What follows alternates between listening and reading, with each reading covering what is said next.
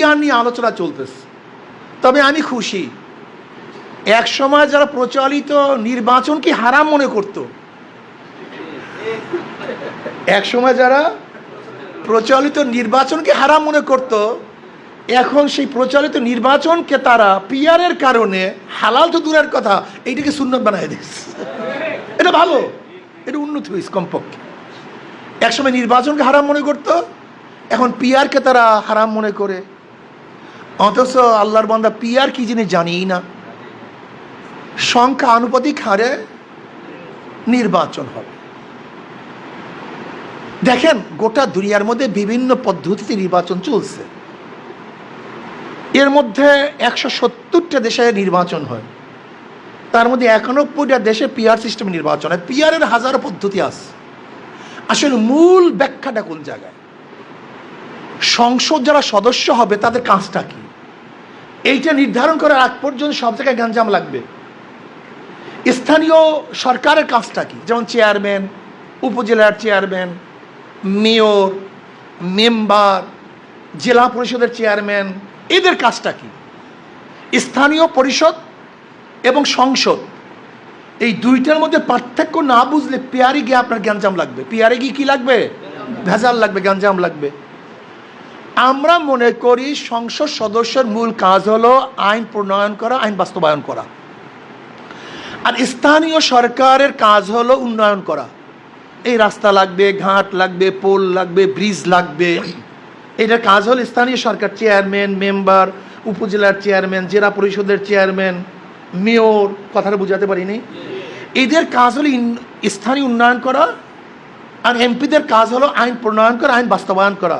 কোন জায়গায় আইন প্রয়োগ হচ্ছে না, কোন জায়গায় আইনের অবস্থাটা কি, কোন জায়গায় চুরি হচ্ছে, ডাকাতি হচ্ছে, আইন শৃঙ্খলার খেলাপ হচ্ছে, সেক্রেটারিদের কাছে, সচিবদের কাছে প্রেশার ক্রিয়েট করবে।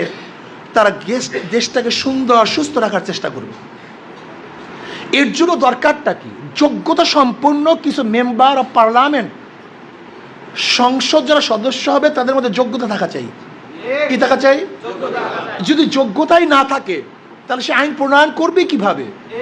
যদি যোগ্যতাই না থাকে, তার সেক্রেটারি, যে সচিব, সে তো অনেক শিক্ষিত, অনেক জ্ঞানী, তাকে প্রেশার ক্রিয়েট করবে কিভাবে? যৌক্তিক তার কাছে আলোচনা করবে কিভাবে?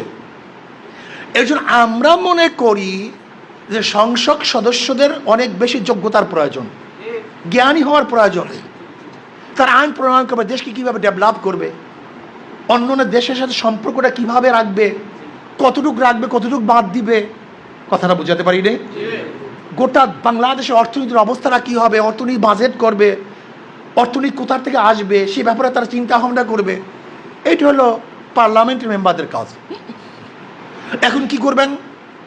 যদি পিয়ার সিস্টেম নির্বাচন হয় তাহলে আদর্শ ভিত্তিক নির্বাচন হবে, মার্কা ভিত্তিক নির্বাচন হবে, সংসদ যৌথ হবে, সব আদর্শের মানুষ সংসদে যাবে, সব আদর্শের মানুষ প্রত্যেক আদর্শের কথা বক্তব্য তুলে ধরতে পারবে। প্রত্যেক আদর্শের মানুষ তাদের বক্তব্য তুলে ধরতে পারবে। যেমন হিন্দুরা বলবে আমাদের এই সমস্যা, খ্রিস্টানরা বলবে আমাদের এই সমস্যা। এখন বলতে পারেন হুজুর তাহলে হিন্দু খ্রিস্টানদের তো সংখ্যা বেড়ে যাবে। এটা আপনারা ভুল বলতেছেন, এটা ভুল মেসেজ। বাংলাদেশে মোট সংখ্যালঘু পার্সেন্টেজ 7 বা 8, 92% মুসলমান। সংখ্যালঘুদের মধ্যে আবার হিন্দু আছে, বৌদ্ধ আছে, খ্রিস্টান আছে। আমি কথাটা বোঝাতে পারিনি। যদিও ধরে নেন তাদের মধ্যে যদি ঐক্যবদ্ধ নির্বাচনও করে তাহলে তাদের সংখ্যায় কতটা সিট আসবে? বরং বর্তমান যে সংসদগুলো চলতেছিল তাতে কিন্তু সংখ্যালঘুদের সিট অনেক বেশি। কোনো সংসদে 18 জন, 20 জন, 25 জন। কিন্তু ওরা যদি সব ঐক্যবদ্ধভাবে খ্রিস্টান, বৌদ্ধ, নিগ্রো, পাহাড়ি সবাই মিলেও যদি নির্বাচন করে তারপরে এতগুলি সিট কোনোদিন পাওয়া সম্ভব না। আমি কথাটা বুঝতে পারছি? কোনোদিন পাওয়া সম্ভব না। অথচ বর্তমান প্রচলিত নিয়মে কিন্তু তাদের সিট অনেক বেশি। যারা ভুল মেসেজ দিচ্ছেন, আমি বলবো 92% মুসলমান যদি এক হয়ে যায় তখন তাদের সিট থাকবে কত? 92%। ধরে নেন আজকে হোক কালকে হোক, যদি মুসলমান বা ধর্মের ভিত্তিতে কি হয় নির্বাচন হয়, যে হিন্দু খ্রিস্টান বৌদ্ধ এক গ্রুপ আর মুসলিম ভিন্ন গ্রুপ, তাহলে মুসলমানদের ভোট পারবে কতজন আর ওদের ভোট পারবে কত? 7 বা 8%। সমস্যা কোথায়? তোমরা চিচ্ছ, তোমরা 92%। আর তোমরা যদি 92% থাকো, তাহলে কি কোনো অবস্থাতেই অন্য কোনো আদর্শ তোমাদের বিজয় লাভ করতে পারবে? অবশ্যই না। ভুল মেসেজ দিয়েন না। পিআর সিস্টেমে নির্বাচন, এটা শুধু আমরা প্রথম দাবি করি নেই।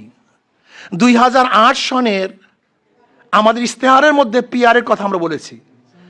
এই বক্তব্য শুধু আমাদের না, আপনারা দেখেছেন প্রধান বিচারপতি যিনি নির্বাচন কমিশন প্রধান ছিলেন আব্দুর রউফ সাহেব, তিনিও কিন্তু অনেক আগে পিআরের কথা বলেছেন। হাবিবুল আউয়াল সাহেব যিনি নির্বাচন কমিশন ইসির প্রধান ছিলেন, ইসি ছিলেন, তিনিও কিন্তু পিআরের বক্তব্য দিয়েছেন।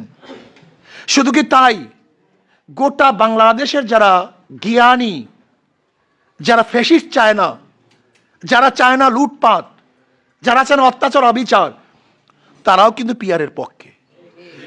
পিআরের বিপক্ষে থাকবে না এটাই বলছি না, এইটাই বলছি না। বলতে পারেন হুজুর আমার সংসদ কে হবে আমি চিনব না, আমি যাকে ভোট দেবো তাকে আমি চিনব না। আসলে ব্যাপারটা হলো আপনি তো ভোট দেন মার্কায়, আপনি তো ব্যক্তিকে ভোট দেন না। যদিও আপনি ব্যক্তিকে ভোট দিতে চান, তাহলে আপনি যাকে ভোট দিয়েছেন সে কি জিতবে এরকম কোনো গ্যারান্টি আছে? তাহলে সমস্যা কোথায়? আপনি যাকে ভোট দিয়েছেন সে যে জিতবে তো গ্যারান্টি নাই। তাহলে আপনার ভোটের বাহিরে তো আপনি আরেকজন সদস্যকে মেনে নিয়েছিলেন। বুঝাতে পারিনি? আপনি ভোট দিয়েছেন এক মার্কায়, নির্বাচিত হয়েছে, তা আপনার লোক তো সে নির্বাচিত হয় নাই, তখন কি আপনি তাকে মানেন নাই? যদি আপনার প্রার্থী নির্বাচিত না হলেও যেই প্রার্থী জিতে তাকে মানতে পারেন, তাহলে এখানে আপনার মানতে অসুবিধা কোথায়? আমি কথাটা বুঝাতে পারিনি। আমি তো এই কথা বলছি না আপনার নির্ধারণ হবে না, প্রার্থী একজন নির্ধারণ হবে। সে কে হবে? যে আদর্শবান, নীতিবান, চরিত্রবান, যার মধ্যে যোগ্যতা আছে। এখন যে সিস্টেমে নির্বাচন হচ্ছে তাতে অবস্থাটা কি হয়? চোর, ডাকাত, বদমাশ, লুটেরা, গুন্ডারা অবৈধ টাকার মাধ্যমে পেশি শক্তি ব্যবহার করে তারা নির্বাচিত হয়। তারা এলাকার মধ্যে সেই টাকা উঠাবার জন্য চাঁদা তুলে, লুট করে, খুন করে, গুম করে, অবৈধ টাকা দিয়ে ভোট ক্রয় করে।